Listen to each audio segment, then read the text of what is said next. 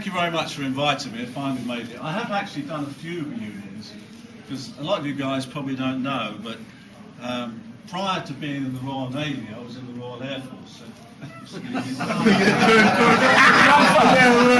Everybody makes mistakes. You've got to start at the bottom.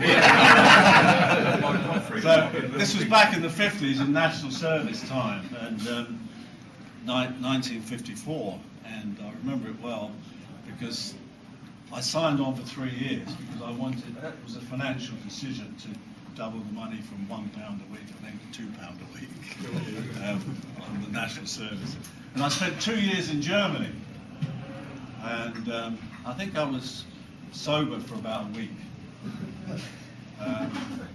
No, I'm probably exaggerating. 3 days. Probably a couple of days. But it was very hectic. And I came out and I carried on with my studies because I left school with a couple of A-levels and I did a degree part-time. And then in 1962, a buddy of mine was joining the Navy. He said, I'm joining as an instructor officer. He said, why don't you come along with me?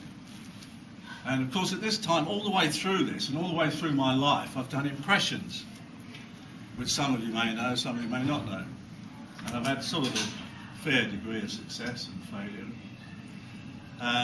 The first impression I ever did was James Stewart, probably one of the greatest film actors of all time, for me anyway. The problem I find now with doing impressions is that people, they're either dead or they don't know who I'm doing. I think this crowd would. But, or both, which is even worse. But in fact, does anyone here not know? I mean, people don't know who James Stewart is now, but I know all you guys. Yeah, I'd like to say it's real nice to be here, and I've got to say it's a great pleasure to see all you veterans here this evening. I was driving here tonight. Harvey, what are you doing here? I was driving here tonight in my car, and I'm not used to driving on the other side of the road, and I ran into this car. And this guy got out. He was pretty short. In fact, he was a dwarf. Buster. If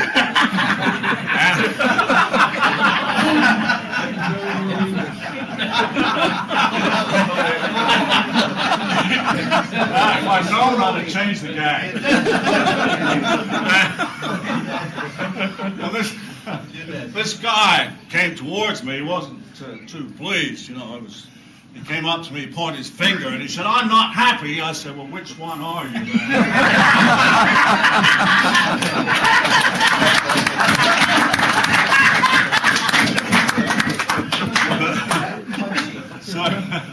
So I forget where I was now. I joined the Navy in '62, and I was trained at Greenwich, went to Collingwood, and then joined the mighty Troubridge and went on that world cruise. I mean, I work on cruise ships at the moment, part-time, and that cruise that we did would cost about 50 grand. And we got paid for being there, right? I looked at the list the other day, you know, that was sent on the internet, and I couldn't believe all the places we'd been to. Actually. In fact, I couldn't remember a lot. I've just heard about South Africa.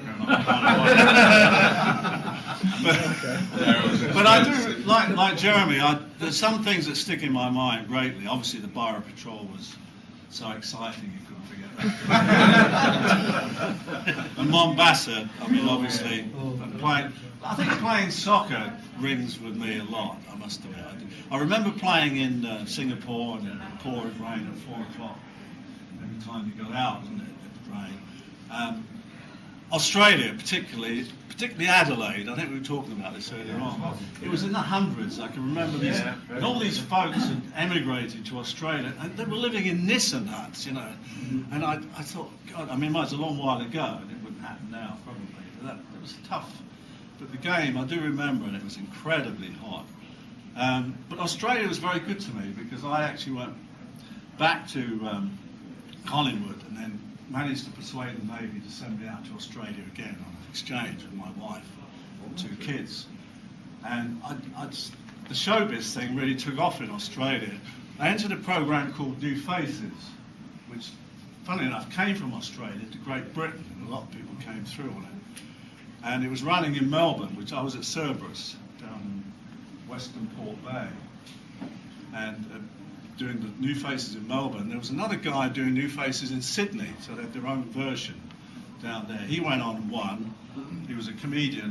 He painted Sydney Harbour Bridge, and I've never heard of him since, but his name was Paul Hogan. So it's a long while ago, and I actually won the Melbourne one. And the thing is, I was doing their politicians, which no one else had done, but also Australia then, in the sort of early 70s, was very English. It's very American now. If you've ever been back, it's more American now than it was. But there, the top shows in England were the top shows in Australia. So Steptoe and Son was the top, sitcom in England, and it was the top sitcom in Australia. Oh dear, oh dear. I can't believe it. It's very nice to be here. Eccles, what are you doing here, you dirty old man? Dear Harold, what are we doing in this old people's home?